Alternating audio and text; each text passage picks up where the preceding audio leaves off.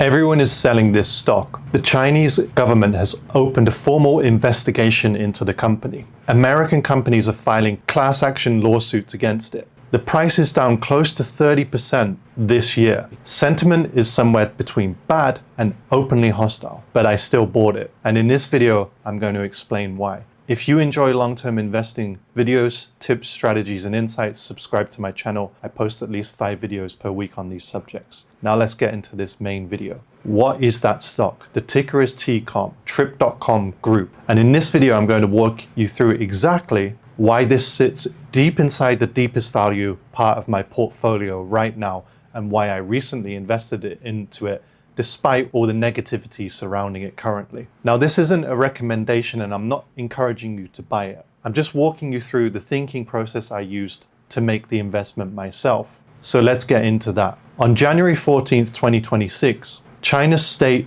Administration for Market Regulation announced it had opened a formal antitrust investigation into TCOM Group. The accusation was that TCOM had been abusing its market position and engaging in monopolistic practices. Markets do not like surprises like that. By the closing of trading, the stock had dropped 17% in a single session, and the next day it fell another 2.5%. Then came the lawyers. Within days, multiple American law firms opened securities class action investigations on behalf of shareholders, alleging the company had concealed regulatory escalation. And that's a further separate stream of legal risk on top of the regulatory one. Twin overhangs at the same time. Through the rest of Q1 and Q2, the stock kept drifting lower, down 27% year to date at one point. Sentiment was wrecked. Anyone who bought at the top was sitting on a serious loss. And this is when I started paying attention. When a stock drops 30% on news, the market is making a very specific assertion. It's saying the business is now worth 30% less than it was yesterday. And that assertion is sometimes correct, but often it may not be correct. The way you can tell the difference is by asking one question. Is the damage permanent or temporary? If the news had actually structurally broken the business, the moat is gone, the product no longer works, the customers are leaving, then a 30% drop might not be enough. The right answer might be a 70% drop or more. And if the news is a temporary overhang that the market is treating as permanent, a fine that will be eventually paid, a regulator that will eventually move on, a piece of bad press that will eventually be forgotten, then the drop may well be the opportunity. You see, the whole game of deep value investing is being able to tell these two situations apart. Most of the time the market gets it right, roughly. Occasionally it gets it spectacularly wrong, and those are the moments you wait for. In my view, what happened to TCOM is the second kind, and let me show you why. TCOM is the dominant travel agency in Asia.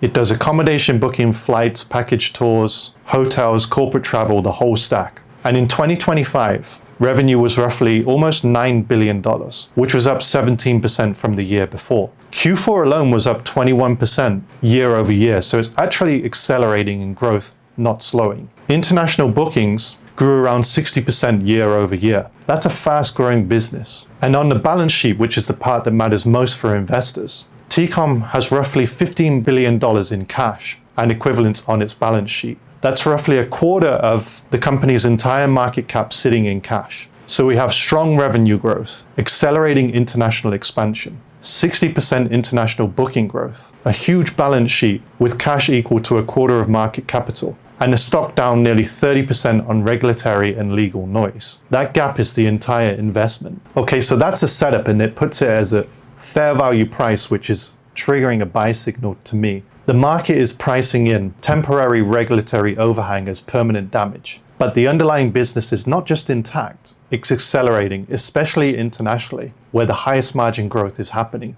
And the cash position in this business is large enough to absorb any plausible fine and leave the business balance sheet with more than enough for buyback and dividend capacity. But let me also give you the bear case, because it wouldn't be fair to give you all of that positives and lead you to a potentially risky decision. Because the China risk is not something that you can fully model successfully. This could take many years without any resolution. Same in the US, these regulatory lawsuits can drag on for months or years. Also, China's economy is in a slower growth phase. Consumer spending on travel could weaken if the property market and youth employment situation deteriorate. Moreover, US-China tensions may escalate, which could present more real risks to this company. I'm not going to pretend those aren't valid risks, but I'm willing to take them on for all of the other variables that I mentioned earlier. In my portfolio, TCOM sits as a deep value prospect, and I recently invested in it because of its current fair value price, down 30%, a great company with some short-term noise. And it's on you to make your own calculated risks as well, because nothing is going to be guaranteed with this stuff. And I look forward to any feedback you may have on this video, and please subscribe to the channel if you enjoy this kind of content. Thanks for watching.